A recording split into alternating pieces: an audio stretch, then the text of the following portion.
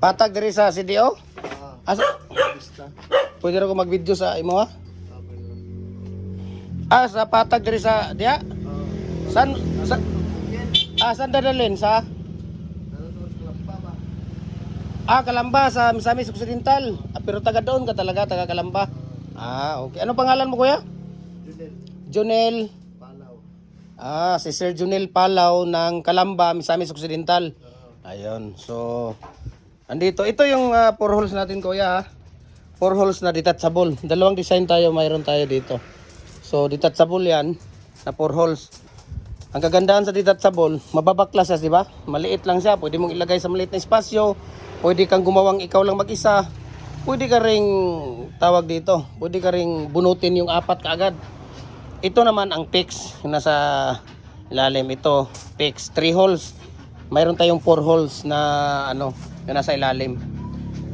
So, adjustable na yan. Parehas na yan sila adjustable.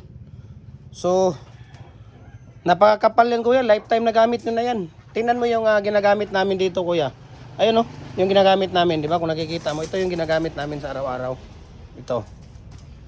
Ito siya. Matagal na yan kuya. Hindi talaga basta-basta na ano yan, nasisira. No, kailangan ang kalaban lang niya dito kuya, kalawang. Pagka tawag dito, pagka kalawang, kailangan talaga lagyan ng use oil. Sa umaga, maglagay ka ng use oil. Pag dating sa hapon, linisan. Para kinabukasan, lagyan ulit ng use oil pag gamitin. Pag hindi ginagamit, i-use oil talaga lahat siya. Buong, para hindi masisira. Yan yung ano niya.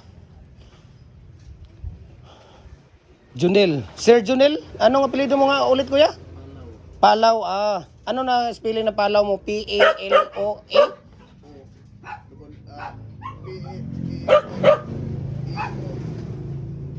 Palaw. P-A-L-A-O. Okay. Wala si kuya. Saan sa inyo sa Kalamba kuya? Bintura, Kalamba, Misamis Occidental. Ayan, so pumunta dito si kuya para lang na makita niya yung design ng ating molder natin na heavy duty na dual heavy pins concrete post molder natin. Okay? So, RCPC5 kuya, hollow blocks, decorative, wala ka na bang ano doon? Sa hollow block. Meron dyan. Punta tayo dyan sa hollow blocks. Tayo dyan sa hollow blocks. Yan yung hollow blocks natin dyan. Meron tayong double, single na 3 and 1 half. Ayan. So, meron tayong 3 and 3/4. Ito. 3 and 3/4 natin yan. Yan. 3 and 3/4 by ito. Ito yung nasa pinaka-ibabaw. Meron 3 and 3/4. Meron tayong standard there. 4 by 8 by 16. 3 and 1 half by 8 by 16. Meron din 3 and 1 half by 7. Yung haba niya 7 inches. 5 and a half by 8 by 16. Mayroon ding 3 inches lang kuya. 3 inches yung pang division. Kagaya nito 3 inches yan. Single lang ito. Yung nasa baba double yan. Double. Meron din tayong 5 na standard. 4 na single, 3 and a half na single, 3 na single, size na single, 3 and a half. Ito 3 and a half by 7 and 1 half by 16. Tapos ito 3 and 3/4 by 8 by 16. Meron din tayong lower natin dito. Decorative molder, brakes, wala ka bang ano? Ano ba to? Pang business mo kuya?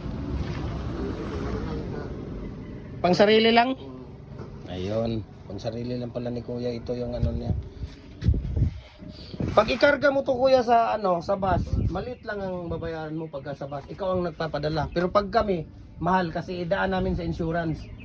Kasi ayaw namin na mawala. Baka mamawala. Sino magbabayad nun? Buti kung 1,000 lang, di ba?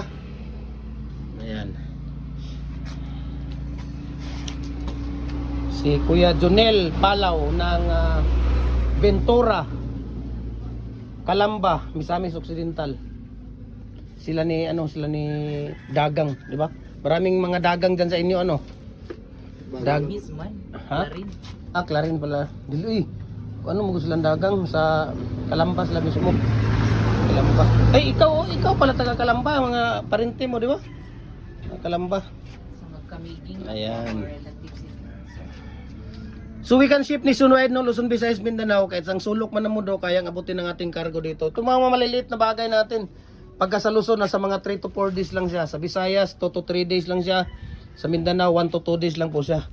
Itong mga maliliit. Papadala tayo dito kuya, GNT Home or GNT Express. Kahit na saan ka. Dito sa Mindanao, 1 to 2 days lang po ang ating delivery dito. Ayan, si Kuya Junil. So, thank you for coming, Kuya Junil, ha? Okay.